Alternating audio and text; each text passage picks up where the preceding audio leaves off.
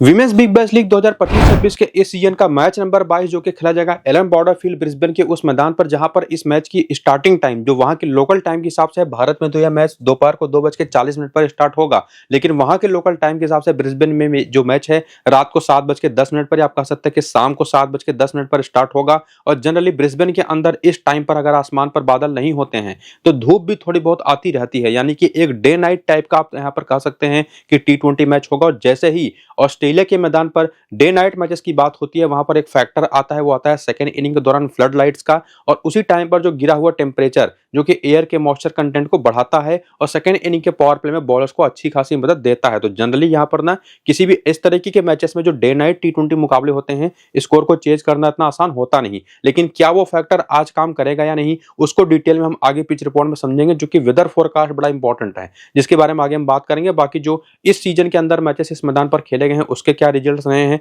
उसको भी देखेंगे। लेकिन फिलहाल अभी दोनों टीमों की बात करें जिनके बीच ये मैच होगा, ब्रिस्बेन हीट और मेलबर्न स्टार्स के, तो दोनों टीमों ने 4-4 मुकाबले खेले हैं। ब्रिस्बेन हीट की टीम अपने चारों मुकाबले हार चुकी है, स्ट्रेट अवे पॉइंट्स टेबल में सबसे नीचे है। वहीं पर मेलबर्न स्टार्स की टीम की बात करें तो उन्होंने 4 मुकाबले खेले, 2 जीते हैं, 1 हारी है, 1 मैच इनका बारिश में धुला है। पिछला मैच भी डकवर्थ लुईस के ही हिसाब से जीत करके टीम यहाँ पर पहुंची है। तो निश्चित तौर पर मोराल तो इनके मुकाबले काफी हाई ऑलरेडी है। इनके साथ एक ही प्लस पॉइंट है ब्रिस्बेन हीट के साथ कि उनके होम ग्राउंड पर यह मैच जब खेला जाएगा 23 नवंबर को, जहां पर ऑलरेडी अगर हम बात करें तो इसी सीजन में कुल ओवरऑल 4 मुकाबले ओवरऑल हो चुके हैं। और इन चारों मुकाबले में देखें तो 2 बार पहले बैटिंग करने वाली टीम, 2 बार बैटिंग सेकंड करने वाली टीमें भी जीती हैं। और इसमें एक और जो कॉमन चीज आती है ना कि ये चारों मुकाबले जो हैं वो दिन के हैं। तो जनरली दिन के जो मुकाबले हैं वो इस तरीके के डे नाइट मैचेस के लिए कुछ खास आपको यहाँ पर इंडिकेट कर नहीं पाएंगे। लेकिन अगर आप स्कोरिंग पैटर्न देखें तो एक चीज आपको साफ दिखाई पड़ेगी कि इस पहले मैच को अगर आप छोड़ दें जो कि बारिश से प्रभावित था, और वहां पर पहली इनिंग के दौरान पहले 4 ओवर में 41 रन बने भी गए,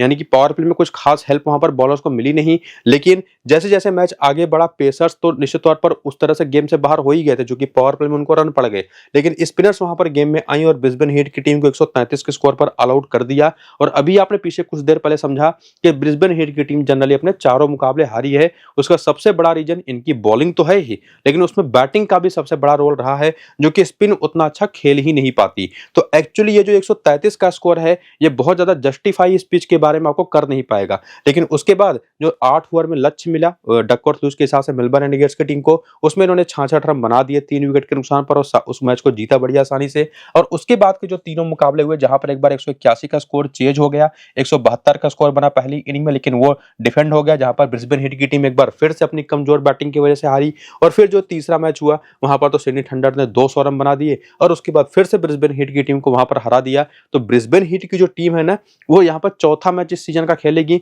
3 जो खेली है वो ऑलरेडी हार चुकी है अपनी खराब परफॉर्मेंस की वजह से। तो ओवरऑल पिच के बारे में आपको मैं इन नंबर्स की बेसिस पर ये जो अवेलेबल हैं इस सीजन के मैचेस के ना क्लियर कट बता सकता हूं कि पिच बैटिंग के लिए बहुत अच्छी होती है। पहली इनिंग का पावर प्ले तो बैटर्स के ही पक्ष में अभी तक गया है, और उसमें भी अगर डे नाइट भी मैच हो तो पहली इनिंग में तो धूप पिच पर पड़ी ही होगी, तो निश्चित तौर पर कंडीशन बेहतर ही होंगी पहली इनिंग की बैटिंग में। लेकिन एक बार फिर से आपको मैं क्लियर करूं कि यहाँ पर चेज करना डे नाइट मैचेस में वो आसान नहीं होने वाला, जिसका रीजन भी आपको मैं एक्सप्लेन कर चुका हूं। और साथ ही साथ अगर मैं बात करूं तो यहाँ पर इन चारों मैच में जो 16 विकेटें स्पिन को और पेस को जो 32 विकेटें मिली हैं, वो भी उसमें 15 विकेटें पहली इनिंग में, 17 विकेटें सेकेंड इनिंग में। ये फैक्टर भी एक है जो कि आपको बताता है कि पेसर्स की यहाँ पर वैल्यू काफी ज्यादा है। स्पिनर्स के 16 में से 10 विकेटें पहली इनिंग में, 6 विकेटें सेकेंड इनिंग में हैं। तो निश्चित तौर पर ना भले ही ये जो डे मैचेस के नंबर्स हैं वो आपको ज्यादा कुछ इंडिकेशन इस पिच के बारे में आज के मैच के लिए नहीं करेंगे, लेकिन ये तो बता देंगे कि पहली इनिंग की बैटिंग में निश्चित तौर पर कंडीशंस तो अच्छी होने वाली है। और साथ ही साथ एक और फैक्टर है वेदर का, वो भी आपको बता दूं कि सुबह के दौरान तो यहाँ पर बारिश होने की संभावनाएं हैं दोपहर तक, लेकिन उसके बाद वो संभावनाएं खत्म हो जाएंगी। और ऑस्ट्रेलिया में मैदान है तो पिच अच्छे खासे तरीके से यहाँ पर कवर्ड होती है, लेकिन फिर भी थोड़ा बहुत मॉइस्चर तो आएगा। तो एक चीज जो हमको देखनी काफी जरूरी है, जो कि पिच के बारे में हम समझ तो चुके हैं, लेकिन वो चीज हमको टॉस के बाद पता चलेगा कि एक्चुअली वेदर कैसा है, कितनी बारिश दिन के दौरान हुई थी, तो कितने मॉइस्चर के चांसेस हैं, और साथ ही साथ टॉस के बाद टीमों ने क्या फैसला किया, पिच रिपोर्ट कैसी है, और हमारी अपनी फाइनल टीम क्या बनेगी, वो सारे अपडेट्स जो सबसे इंपॉर्टेंट हैं वो आपको टॉस के बाद मेरे टेलीग्राम और व्हाट्सएप चैनल पर मिलेंगे। दोनों को जाकर के ज्वाइन करिए, लिंक आपको डिस्क्रिप्शन में और कमेंट बॉक्स में जो पिन किया हुआ कमेंट है वहां पर देखने को मिल जाएगा। तो जाइए जल्दी से टेलीग्राम और व्हाट्सएप को ज्वाइन कर लीजिए। और फिलहाल देखिए ये प्लेइंग 11 और बैटिंग ऑर्डर ब्रिस्बेन हीट की टीम का, जो कि टीम ओवरऑल परफॉर्मेंस परफॉर्मेंस तो खराब कर ही रही थी, उसमें बड़ी अजीब से रीजन रहे थे कि इन्होंने बैटिंग ऑर्डर ऐसा चूज किया था कि जिस पर आप बिल्कुल भरोसा नहीं कर सकते। चार्ली नॉट से ये लोग ओपन करा रहे हैं, बीच में इन्होंने नडाइन डी क्लर्क से भी ओपन करा रखा है, तो बिल्कुल भी इनका बैटिंग ऑर्डर स्टेबल है नहीं। हालांकि जेमाइमा रोड्रिग्स लगातार नंबर 3 पर खेल रही थी, जो पिछले मैच में नहीं खेली। आज के मैच के लिए भी जेमाइमा रोड्रिग्स अवेलेबल है नहीं, और पिछले मैच में तो इनकी कप्तान ग्रेस हैरिस भी अवेलेबल नहीं थी। आज खेलेंगी कि नहीं खेलेंगी उसका भी कुछ खास पता है नहीं। फिलहाल जो बैटिंग ऑर्डर पिछले मैच में था उसमें से 2 मैच के लिए लेकर के आए हैं लोग लॉरेन विनफील्ड को, जिसमें से एक मैच खेल चुकी हैं। अब ये वाला मैच खेल करके फिर वापस चली जाएंगी, ऑस्ट्रेलिया का ही डोमेस्टिक क्रिकेट खेलेंगी और फिर जेमाइमा आ जाएंगी वापस। जेमाइमा आज के लिए अवेलेबल है नहीं। लॉरेन विनफील्ड के साथ चार्ली नॉट ने पिछले मैच में ओपन किया। जस जोनासन नंबर 3 पर left handed batter, left arm orthodox bowler. उसके बाद चिनल हेनरी है, इसके बाद नडाइन डी क्लर्क है, जॉर्जिया बेयरहैम है, जॉर्जिया रेडमैन है बेसिकली, मिकेला रिंगली है, इसके बाद सिएना जिंजर है, एनी ओनील है, टिकोला हैंकॉक और लूसी हैमिल्टन है। और ये जो पूरी की पूरी इनकी प्रॉपर बैटिंग ऑर्डर है, और उसमें जो बॉलिंग ऑप्शंस हैं उसके बारे में अगर मैं बात करूं तो जेस जोनासन ये आपको लगभग पूरे 4 ओवर की बॉलिंग करते दिखाई पड़ेंगी। नडाइन डी क्लर्क जो पहले 3 मुकाबलों में तो ज्यादा बॉलिंग करते दिखाई नहीं पड़ी थी, थर्ड मैच में तो केवल 1 ओवर करे थे, लेकिन पिछले मैच में बहुत ही धमाकेदार बॉलिंग की इन्होंने, शानदार परफॉर्मेंस की, जिसके बारे में आगे बात करेंगे। तो ये दूसरी सबसे मेन इंपॉर्टेंट बॉलर इस टीम की बन जाती हैं। और उसके साथ साथ पिछले ही मैच में हमने देखा कि निकोला हैंकॉक ने भी फॉर्म में वापसी करी, 2 विकेट ली, तो ये तीसरी इंपॉर्टेंट बॉलर है। चौथी बॉलर होंगी यहाँ पर लूसी हैमिल्टन। तो ये कुल 4 ऐसी बॉलर हैं, जिसमें से 2 मीडियम पेसर्स हैं, 2 स्पिनर है, एक ऑफ स्पिनर, एक लेफ्ट आर्म ऑर्थोडॉक्स बॉलर। ये ऑलमोस्ट आपको 15 से 16 ओवर करके दे देंगी।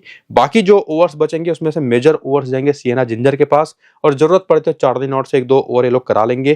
तो ये कुल मिला जुला करके इनकी कुल मेन बॉलर्स हैं 6, जिसमें से 4 सबसे इंपॉर्टेंट होंगी, ज्यादा ओवर्स करेंगी। निकोला हैंकॉक और साथ ही साथ नडाइन डी क्लर्क आपको पावर प्ले की शुरुआत भी करते दिखाई पड़ेंगी। चार्ली नॉट भी 1 आध ओवर आपको पावर प्ले में करते दिखाई पड़ जाती है, और सिएना जिंजर भी। तो ये चीज आपको क्लियर कट आपको मैंने बता दिया। बाकी इनका जो बेंच है उसमें से ग्रेस हैरिस और जेमाइमा रोड्रिग्स, जेमाइमा तो अवेलेबल है नहीं इस मैच के लिए, वो आपको बता चुका हूं। ग्रेस हैरिस का भी कुछ पक्का है नहीं। बाकी लूसी बर्क है, लिली बेसिंगवेट है, बॉनी बेरी हैं। इसके बाद यहाँ पर करियर के नंबर्स आप चाहे तो इसको भी देख सकते हैं कि जो प्लेयर्स हैं ब्रिस्बेन हिट की इस पूरे के पूरे स्क्वाड में, उनका क्या करियर रहा है T20 फॉर्मेट में, जिसमें कितने मैचेस खेले, कितने रन बनाए, क्या बैटिंग एवरेज रहा, और वो बैटिंग एवरेज इनिंग के हिसाब से कैसा रहा। और इवन जो बॉलर्स ने मैचेस खेल करके विकेट चटकाई, उसमें इनको पहली इनिंग में कितनी बॉलें लग रही हैं on an average, second inning में कितनी बॉलें लग रही हैं on an average, strike rate के बेसिस पर वो नंबर्स भी आपके सामने हैं। तो वीडियो को रोक करके देखिएगा जरूर एक्सपीरियंस को समझने के लिए। बाकी रिसेंट फॉर्म को देखने अगर आप आए तो आपको ऑलरेडी बता चुका हूं कि ये टीम 4 के 4 मुकाबले हार चुकी है, तो निश्चित तौर पर परफॉर्मेंस भी आपको दिखाई नहीं पड़ने वाली। इसमें लॉरेन विनफील्ड पिछला मैच खेली तो, लेकिन केवल 6 रन बना के आउट हो गई, और इनको यहाँ पे शामिल करने का सबसे बड़ा रीजन इनका रिसेंट फॉर्म ही था, जो उन्होंने ऑस्ट्रेलिया के डोमेस्टिक वनडे क्रिकेट में काफी शानदार दिखा रखा है, लगातार शानदार पारियां, लेकिन यहाँ पर कुछ खास से कर नहीं पाई। चार्ली नॉट की भी बात करें तो बीच में एक अच्छी पारी आई थी, लेकिन बाकी 2 मैच में बिल्कुल फ्लॉप गई हैं, ना तो बल्ले से चली है ना तो गेंद से। इसके बाद आती है जेस जोनासन, जिनके नंबर्स निश्चित तौर पर एवरेज आप कह सकते हैं, बिलो द एवरेज भी कह सकते हैं, लेकिन ये एक ऐसी प्लेयर है ना जिनको आप इग्नोर कर नहीं सकते, टीम में आप इनको इंक्लूड करना ही पड़ेगा। इसके बाद चिनल हेनरी, जो कि है तो एक बड़ी अच्छी right arm medium pace bowler, वो इनसे एक बार कराया भी गया और 2 बार इन्होंने अच्छी बैटिंग भी करी, लेकिन ओवरऑल अगर हम बात करें तो ज्यादा बेहतर तरीके से इनका यूज अभी तक हुआ नहीं है। इसके बाद आते हैं नडाइन डी क्लर्क, जिनके बारे में आपको मैंने बताया कि पिछले मैच में बहुत अच्छी बॉलिंग करी, तो ये भी एक ऐसी ऑप्शन बन जाती है जेस जोनासन के बाद दूसरी ऐसी ऑप्शन है जो इस टीम के लिए वन ऑफ द सेफेस्ट है, आपकी फैंटेसी टीम के लिए भी वन ऑफ द सेफेस्ट है। इवन ये दोनों के दोनों जो ऑप्शन है ना, वो आप इनको कप्तान है बस कप्तान भी स्ट्रेट अभी अपनी टीम का चूज कर सकते हैं बिना किसी डाउट के, उसमें भी आपको कोई निश्चित तौर पर दिक्कत होनी नहीं चाहिए। और उसके बाद चाहे जॉर्जिया रेडमैन, जो पहले टॉप ऑर्डर पर बैटिंग करती थी, अब फिलहाल काफी नीचे से बैटिंग कराया जा रहा है, तो अगर बाई चांस इनको ऊपर प्रमोशन मिले तब तो आप ट्राई करिए, वरना इग्नोर करिए। बाकी वही सेम चीज मिकेला रिंगली को भी लेकर के कहूंगा, कोई जरूरत इनकी आपको नहीं है। सिएना जिंजर जरूर पहले मैच में 2 विकेट ले गई, उसके बाद विकेट इनको मिले नहीं, लेकिन निश्चित तौर पर बॉलर अच्छी हैं और एक बहुत अच्छी ट्रम्प ऑप्शन होंगी, ना कि नडाइन डी क्लर्क या जस जोनासन की तरह सेफेस्ट ऑप्शन। तो ट्रम्प प्लेयर के तौर पर अगर सेकंड इनिंग की बॉलिंग आप देख रहे हैं तो सिएना जिंजर को आप जरूर ट्राई करिए। बाकी निकोला हैंकॉक का आपको बताया पिछले मैच में उन्होंने 2 विकेट चटकाई और बहुत ही बढ़िया बॉलिंग तो नहीं की, क्योंकि काफी महंगी भी साबित हुई, 4 ओवर में 40 से ज्यादा रन दिए, लेकिन विकेट टेकिंग एक ऑप्शन है, अच्छे स्लोअर वंस हैं इनके पास, तो ये तीसरी सबसे बेस्ट और सेफेस्ट ऑप्शन बन जाती हैं। और चौथी यहाँ पर मैं लूसी हैमिल्टन को कहूंगा, जो अपनी ऑफ स्पिन बॉलिंग से अच्छा इंपैक्ट इन्होंने छोड़ा है। तो 4 तो इस टीम के पास सेफेस्ट ऑप्शन जिनको आप लेके जा सकते हैं। 5वीं ऑप्शन के तौर पर आप सिएना जिंजर को ट्राई कर सकते हैं, या चार्ली नॉट भी एक अच्छी ट्रम्प ऑप्शन आपके पास है, जो कि उनके साथ एक एडवांटेज है कि वो ऊपर बैटिंग तो कर ही रही हैं, साथ ही साथ बॉलिंग भी कर देंगी। हालांकि कितनी बॉलिंग करेंगी उसका कुछ खास पता है नहीं, तो सेफ जाना है तो सियना जिंजर के साथ जाइए, थोड़ा सा रिस्क लेना है तो चार्ली नॉट के साथ जाइए। ये चीज हमको यहाँ से क्लियर होती है रीसेंट फॉर्म को देख करके।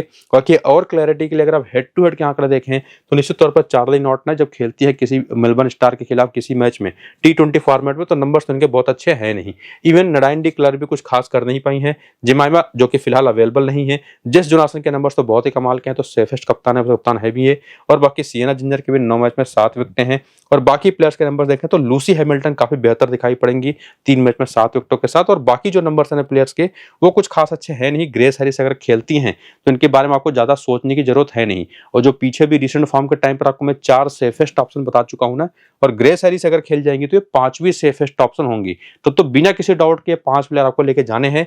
तो वही बात आपके लेकर के आएगी फिर से, या तो चार्ली नॉट को या तो सियना जिंजर को। आप सियना जिंजर को जितना ज्यादा रिस्क लेना चाहें लेकर के उनको टीम में इंक्लूड कर सकते हैं। बाकी वेन्यू के नंबर्स भी आपके सामने हैं, जिसमें वही सारी चीजें कंक्लूजन के तौर पर एक बार फिर से निकलेंगी जो आपको मैं समझा चुका हूं।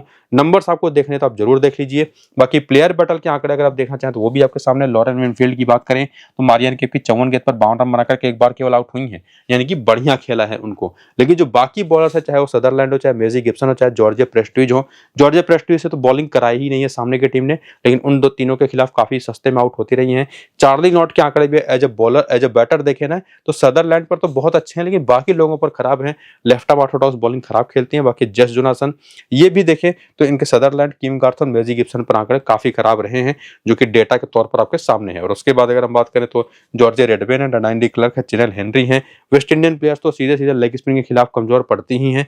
डनाइन डी क्लर्क भी ओवरऑल ऑफ स्पिन और लेफ्ट आर्म ऑर्थोडॉक्स बॉलिंग पर काफी खराब खेली है। सदरलैंड पर भी पहली ही गेंद पर आउट हो चुकी है। बाकी जॉर्जे रेडमैन, मारियन काप और किम गार्थ पर इनके आंकड़े आपके सामने हैं। मारियन काप पर तो फिर भी अच्छा खेली हैं, लेकिन किम गार्थ ये एक बहुत अच्छा ऑप्शन दिखाई पड़ रही है आज के इस मैच के लिए भी। और बाकी ग्रेस हैरिस और जेमाइमा के भी नंबर्स आप देखना चाहें तो देख सकते हैं प्लेयर बैटल के। तो जो सामने की टीम में बॉलर्स हैं जो हमने प्लेयर बैटल के तौर पर ये देखा ये कौन कौन से इंपॉर्टेंट हो सकती है, तो एक तो कई सारी प्लेयर्स का आपने देखा लेफ्ट आर्म ऑर्थोडॉक्स पर थोड़ा फंसती हैं, तो सोफी डे वहां से काफी इंपॉर्टेंट हो जाती हैं। मेजी गिब्सन का नाम आपने ऑलरेडी कई बार देख लिया। किम गार्थ का तो आपने कॉमन तौर पर देखा कि हर एक बैटर के खिलाफ इनके आंकड़े बहुत अच्छे हैं। जॉर्जे प्रेस्टिज से बॉलिंग फिलहाल अभी तक किसी भी मैच में कराया नहीं गया, केवल एज ए प्लेयर खेली हैं। तो ये तो 3 सबसे मेन बेहतरीन ऑप्शन आपके पास हैं बॉलिंग में। किम गार्थ जिसमें से वो पावर प्ले की बॉलिंग भी 2 ओवर करेंगी और डेथ के भी 2 ओवर करेंगी। और उसके बाद मारियान काप है जो उनका पावर प्ले में साथ देंगी सदरलैंड के साथ। तो सदरलैंड, मारियान काप और किम गार्थ ये 3 इनकी ऐसी पेसर्स हैं जो पावर प्ले के पहले 4 ओवर और आखिरी 5 ओवर डेथ के मिल करके तो करेंगे ही करेंगे, जिसमें कभी कभी सोफी डे भी आपको दिखाई पड़ जाएंगे डेथ में, मेजी गिब्सन के भी एक आध ओवर आ सकते हैं। तो ये कुल इनकी 5 मेन प्रॉपर बॉलिंग ऑप्शंस हैं, जिसमें कभी कभी सासा बॉलोनी को एक आध ओवर मिल जाएंगे, या जॉर्जे प्रेस्टिज से तो बॉलिंग इन्होंने कराई ही नहीं है पूरे सीजन में। और बाकी जो खिलाड़ी है मैग लैनिंग ओपन करेंगे रीस मैकेना के साथ। रीस मैकेना भी लगातार पिछले 2-3 मैचेस से एक ओवर कर रही है मीडियम पेस के। बाकी एमी जोन्स है जो विकेट कीपर बैटर खेलेंगी। और ये 3 इनकी बेंच की ऑप्शंस हैं। ये इनके प्लेयर्स का करियर का डेटा है जिसको आप वीडियो को रोक करके देख लीजिएगा। और बाकी रिसेंट फॉर्म का डेटा भी आप देख लीजिए, जिसमें आपको मैंने बताया कि ये टीम 4 में से 2 मैच जीती है, 1 हारी है, 1 बारिश पे दुला। और उसमें से पिछला मैच तो कमाल ही खेला इन लोगों ने। 135 रन बनाए मैग लैनिंग ने, रीस मैकेना ने बनाए 50 रन, जिन्होंने रीस मैकेना ने ना सिर्फ पिछले मैच में, इसके पहले भी काफी अच्छा टच इन्होंने दिखा रखा है। बारियां बड़ी बड़ी नहीं आई थी, लेकिन इन्होंने ग्रेजुअली अपना फॉर्म और बेहतर किया है और पिछले मैच में 50 रन बना दिए। स्टिल एक ट्रम्प ऑप्शन ही होंगी, ये चीज आप ध्यान में रखिएगा। एक सेफेस्ट प्लेयर के तौर पर आप इनको ट्राई नहीं कर सकते, लेकिन उसमें मैग लैनिंग जो धमाकेदार फॉर्म में है, 4 में से 3 मैचेस इनके बहुत अच्छे गए हैं अभी तक, तो ये तो एक सेफेस्ट ऑप्शन होंगी ही। बाकी एमी जोन्स का बैटिंग ऑर्डर पिछले मैच में थोड़ा नीचे किया गया था, जो कि इनको रन रेट बढ़ाना था, लेकिन फिलहाल ये नंबर 3 पर ही शायद आए। बाकी अगर आप देखें तो जीरो नाबाद 5 रन की 4 पारियां हैं। और इसके साथ साथ अगर हम बात करें ना तो एनाबेल सदरलैंड, मारियन काप 2 ऐसी ऑप्शन इस टीम के पास हैं जिनके नंबर्स देखने की आपको जरूरत नहीं है, स्ट्रेट अभी आपको टीम में लेके जाना है। बाकी नंबर्स देखना चाहें तो आपके सामने है। डैनी गिब्सन निश्चित तौर पर अगर आप एमी जोन्स को ट्राई नहीं कर रहे तो इनकी जगह पर आप डैनी गिब्सन को जरूर लेके जा सकते हैं। पहली इनिंग की बैटिंग हो चाहे सेकंड इनिंग की बैटिंग हो, मैटर नहीं करता, क्योंकि अगर आप मान करके चल रहे हैं कि एमी जोन्स फ्लॉप होंगी तो वहां पर डैनी गिब्सन की बैटिंग आने के चांसेस बहुत अच्छे होंगे। बाकी इनको जब मौके मिले हैं बैटिंग करने के तो इन्होंने अच्छा काम किया है, लेकिन वो चीज आपको मैं ज्यादा ये नहीं कहूंगा कि आप इनको ही साथ लेकर के जाइए, बल्कि एमी जोन्स ज्यादा सेफ रहेंगी। बाकी साशा मलोनी की बात करें तो कभी कभार बॉलिंग करेंगी, कभी नहीं करेंगी, कुछ भी खास पता नहीं। जॉर्जिया प्रेस्टिज को तो अभी तक बॉलिंग मिली ही नहीं है। और उसके बाद आती हैं किम गार्थ, जिन्होंने पिछले मैच शानदार 4 विकेट चटकाए। उसके पहले के भी 2 बैक टू बैक मैचेस में 2-2 विकेट थी, तो 4 मैच में 8 विकेट ऑलरेडी ले चुकी हैं, बैटिंग भी कर लेती हैं। और बाकी सोफी डे के बारे में आपको बता चुका हूं कि इस टीम की मेन बॉलर हैं। मेजी गिब्सन भी उन्हीं बॉलर्स में से एक आते हैं जो पिछले 3 मैच में 4 विकेट ले भी चुकी हैं। तो प्रॉपर अगर आप सीधे सीधे देखें तो 6 तो सबसे सेफेस्ट ऑप्शन इस टीम के पास हैं। 7वां प्लेयर आप किसी को ट्राई करना चाहते तो रीस मैकेना है, या एमी जोन्स है, या यहाँ पर डैनी गिब्सन, तीनों में से किसी एक को। जिसमें से सबसे सेफ तो रीस मैकेना होंगी, सेकंड बेस्ट यहाँ पर एमी जोन्स होंगे, थर्ड बेस्ट यहाँ पर डैनी गिब्सन होंगी। तो किसी को भी आप ट्राई कर सकते हैं। तो यही से समझ में आ जाता है कि टीम मेलबर्न स्टार की ही फेवरेट यहाँ पर दिखाई पड़ रही है। बाकी हेड टू हेड का डेटा देख लीजिए, कोई भी डेटा आप देख लीजिए, जो चीज आपको मैं पीछे एक्सप्लेन कर चुका हूं वही कंक्लूजन यहाँ पर भी निकलेगा। फिर भी अपनी हेल्प के लिए कि मैजिक गिब्सन ने 11 मैच में हेड टू हेड के 13 विकेट ली हैं, सोफी डे ने 8 मैच में 7 विकेट ली हैं, किम गार्थ की 11 मैच में 9 विकेट हैं। और बाकी बैटर्स के नंबर आप देखना चाहें तो जरूर देखिए, वेन्यू के भी नंबर आप देख लीजिए, जो ज्यादा कुछ आपको अलग से चीजें बताएगी नहीं, लेकिन देखना चाहें तो जरूर देख लीजिए। बाकी प्लेयर बैटल में देखें तो मैक लेनिंग की कोई स्पेसिफिक किसी टाइप ऑफ बॉलिंग पर कमजोरी नहीं है, लेकिन जो इंडिविजुअल बॉलर्स हैं जैसे जेस जोनासन, लूसी हैमिल्टन और ग्रेस हैरिस, उनके खिलाफ अगर आप देखें ना तो जेस जोनासन को तो बहुत अच्छा खेले हैं, 71 रन बना करके एक बार आउट हुई हैं, लेकिन लूसी हैमिल्टन और ग्रेस हैरिस दोनों बहुत सस्ते में आउट हुई हैं और एक्चुअली ऑफ स्पिन पर थोड़ा खराब खेलती भी हैं। और बाकी रीस मैकेना भी लूसी हैमिल्टन पर एक बार 4 गेंद पर 1 रन बना करके एक बार आउट हो चुकी हैं। ओवरऑल ऑफ स्पिन पर और लेग स्पिन दोनों पर आंकड़े खराब हैं। बाकी एमी जोन्स के भी नंबर्स अगर आप देखें तो ग्रेस हैरिस, निकोला हैंकॉक, चिनल हेनरी और जेस जोनासन के खिलाफ विकेटें देती रही हैं और काफी सस्ते में, और plus left arm Orthodox bowling के खिलाफ भी। और वो चीज आपको डैनी गिब्सन का भी दिखाई पड़ेगा, जेस जोनासन के खिलाफ भी दिखाई पड़ेगा। जेस जोनासन तो आपको कॉमनली हर जगह पर दिखाई पड़ेंगे ही, लूसी हैमिल्टन आपको काफी हैवीली दिखाई पड़ेंगी ग्रेस हैरिस के साथ। तो ऑफ स्पिन बॉलिंग भी एक ऐसा ऑप्शन है जो इस टीम के खिलाफ काम करेगा, मेलबर्न स्टार के खिलाफ। तो वो चीज आप ध्यान में रखिएगा। और बाकी जो बैटर्स उनके भी प्लेयर पटल के आंकड़े जरूर देख लीजिएगा। तो ओवरऑल कंक्लूजन तो यही है कि आज के इस मैच के लिए फेवरेट जरूर ब्रिस्बेन हीट की टीम अपने होम ग्राउंड पर खेलेगी, लेकिन फेवरेट तो मेलबर्न स्टार की ही टीम दिखाई पड़ रही है। बाकी उसमें टॉस का भी काफी बड़ा रोल होगा, जो कि उतना बड़ा भी नहीं होगा कि उससे रिजल्ट चेंज हो जाए, लेकिन निश्चित तौर पर ये देखना पड़ेगा कि कौन सी टीम आज की मैच में जीतेगी। मेरा फिलहाल जो ऑब्जर्वेशन है इस पूरे वीडियो के बेसिस पर वो यही कि मेलबर्न स्टार की टीम फेवरेट है। और उसी को देखते हुए जो भी पिच रिपोर्ट होगा या वेदर अपडेट होगा वो तो आपको मैं टेलीग्राम और व्हाट्सएप पर बताऊंगा, या अपनी फाइनल टीम भी दूंगा। तो दोनों को जाकर के ज्वाइन कर दीजिएगा, लिंक आपको डिस्क्रिप्शन में और पिन कमेंट में मिल जाएगा इसी वीडियो के। तो जाइए लिंक्स को क्लिक करके टेलीग्राम को ज्वाइन करिए और पूरा वीडियो देखिए। फिलहाल इसको यहीं पर करते हैं खत्म, चलते हैं, नमस्कार।